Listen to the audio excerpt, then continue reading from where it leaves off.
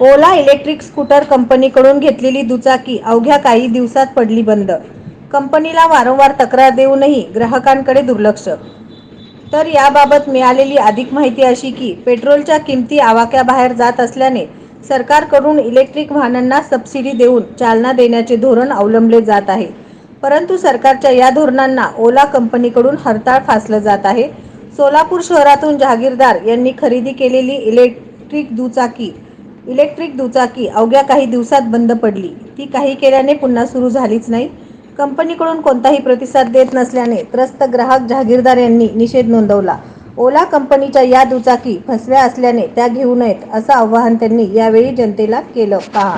आपल्या सर्व्हिसचं ओलामध्ये आलं नाव आहे आशिक आणि मी परचेस केलं होतं ओला S1 X+ आणि परचेस करून सर मी परचेस केलेलं आहे 30 डिसेंबर 2023ला परचेस केलेलं आहे आणि एक 8 ते 10 दिवस मी यूज केलं गाडी. तर 8 ते 10 दिवस यूज केलं आहे, पण गाडी चालता अचानकच बंद पडली.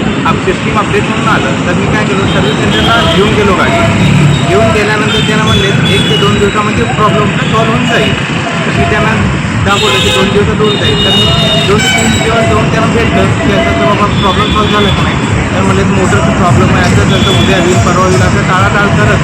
तर त्यांनी मला आजची डेट आहे 29. आसपास 17 दिवस झाले गाडी सर्व्हिस सेंटरमध्येच आहे. अजून त्याचं काही रिस्पॉन्स आलेला नाही. नवनवीन बातम्या पाहण्यासाठी SB न्यूज चॅनलला लाईक करा, शेअर करा, सबस्क्राईब करा.